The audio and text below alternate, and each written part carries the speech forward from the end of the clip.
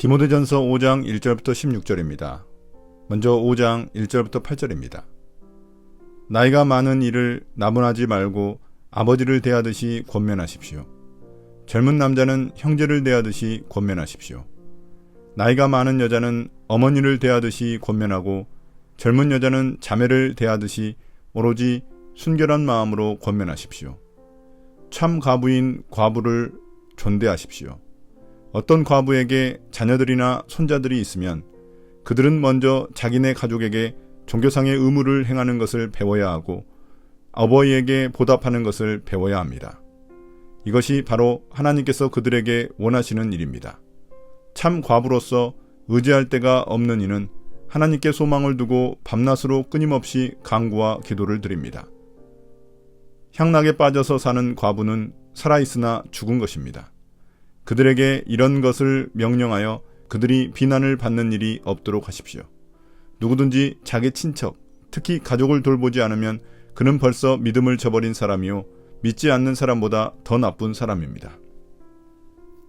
1절부터 8절까지의 해설입니다. 바울은 디모데에게 교회 안에서 다양한 연령대의 남성과 여성들을 존중하며 다룰 것을 권면합니다. 나이 많은 남성을 아버지처럼 대하라는 것은 단순한 존중을 넘어 그들의 경험과 지혜를 인정하며 경청하고 존경심을 가지고 대하라는 뜻입니다. 나이가 많은 여성은 어머니처럼 대하라는 권면 역시 비슷한 맥락으로 그들을 돌보고 존중하는 태도를 나타냅니다. 젊은 남성과 여성에 대해서는 형제자매처럼 대하라고 말합니다. 이는 가족과 같은 친밀함과 순수함을 가지고 관계를 형성하되 특별히 젊은 여성에게는 순결하고 깨끗한 마음으로 대할 것을 강조합니다. 이는 지도자가 도덕적 순결과 신앙적 올바름을 유지해야 한다는 윤리적 지침입니다. 바울은 교회가 과부를 돌볼 때 단순히 경제적 지원뿐만 아니라 과부의 경건한 삶과 신앙 상태도 중요한 요소로 고려해야 함을 강조합니다. 과부는 당시 사회적 약자로서 보호가 필요했으나 교회는 자원을 효율적으로 관리할 필요가 있었습니다.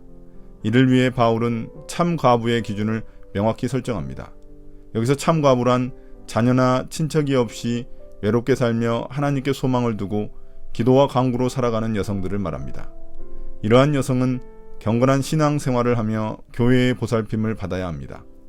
반대로 육체적 즐거움과 향락에 빠져 사는 과부는 영적으로 죽은 상태에 있다고 바울은 지적합니다. 이는 교회가 지원해야 할 과부의 기준에 영적 상태가 포함되어야 함을 의미합니다.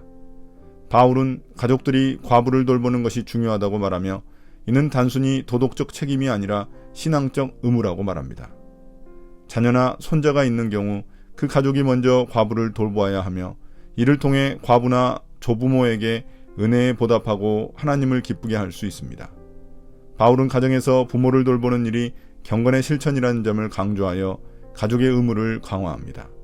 만약 가족이 이 의무를 다하지 않으면 그것은 믿음을 저버린 것이며 불신자보다도 더 나쁜 것이라고 간주합니다.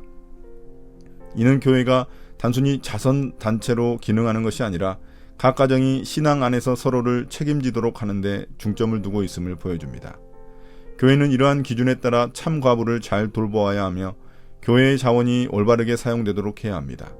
이를 통해 교회가 외부의 비난을 받지 않고 공동체 내에서 신앙적 본을 보일 수 있습니다. 교회의 돌봄은 단순한 물질적 지원을 넘어 과부들의 영적 건강을 돌보는 일도 포함됩니다. 이러한 접근은 교회가 성도들 사이에서의 관계를 가족적이며 따뜻한 공동체로 유지하도록 돕습니다.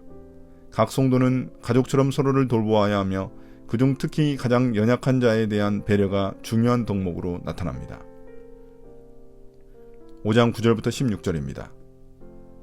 과부로 명부에 올릴 이는 60살이 덜 되어서는 안 되고 한 남편의 아내였던 사람이라야 합니다. 그는 착한 행실을 인정받는 사람이라야 하는데 자녀를 잘 기르거나 나그네를 잘 대접하거나 성도들을 자기 집에 모시거나 어려움을 당한 사람을 도와주거나 모든 선한 일에 몸을 바친 사람이라야 합니다. 젊은 과부는 명단에 올리는 것을 거절하십시오. 그들은 그리스도를 거슬러 정욕에 이끌리면 결혼을 하고 싶어 할 것이고 처음 서약을 저버렸기 때문에 비난을 받을 것입니다. 또한 그들은 이 집 저 집 돌아다니면서 빈둥거리는 것을 익힐 것입니다. 더욱이 그들은 빈둥거릴 뿐만 아니라 수다를 떨고 남의 일에 참견하고 해서는 안 되는 말을 할 것입니다.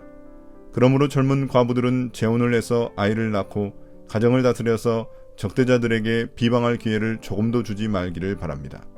어떤 과부들은 이미 곁길로 나가서 사탄을 따라갔습니다. 어떤 여신도의 집안에 과부들이 있거든 그 여신도가 그들을 도와주어야 할 것이요 교회에 짐을 지우지 말아야 할 것입니다. 그렇게 하여야 교회가 참 과부들을 도울 수 있을 것입니다. 9절부터 16절까지의 해설입니다.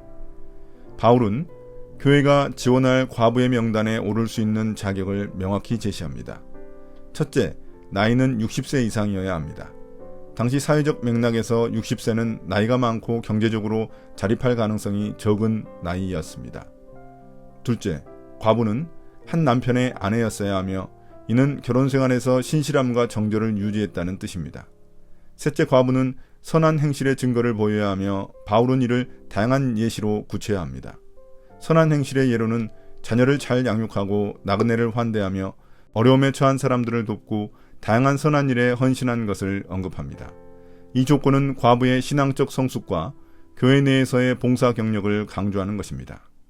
바울은 젊은 과부를 교회의 지원 명단에 올리지 않도록 권합니다. 이는 젊은 과부들이 재혼의 가능성이 높기 때문입니다.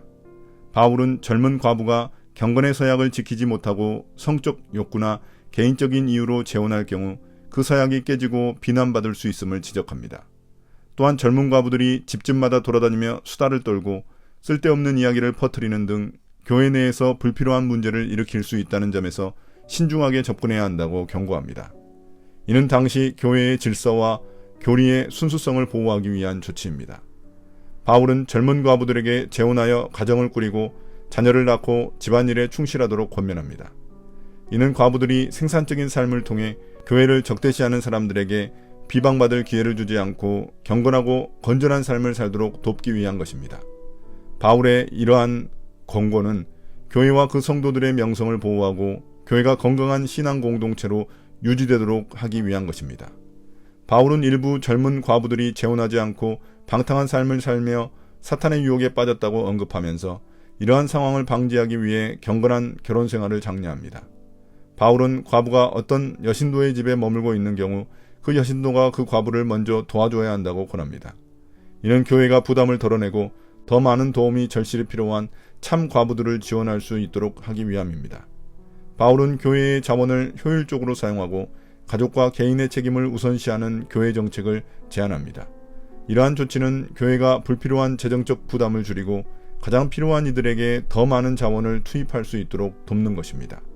이는 교회가 사회적 책임과 경건한 도움의 범위 안에서 운영될 수 있도록 하기 위한 것입니다. 오늘 묵상입니다. 오늘 말씀은 교회가 약자를 돌보고 자원을 관리할 때 어떻게 균형을 잡아야 하는지를 보여줍니다.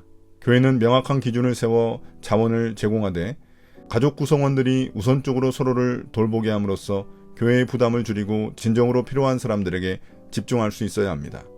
교회는 사회적 약자에 대한 책임을 다하며 공동체 내에서 사랑과 돌봄의 문화를 조성하고 젊은 성도들도 경건하고 생산적인 삶을 통해 교회의 일원으로서 책임을 다할 수 있도록 지도해야 합니다.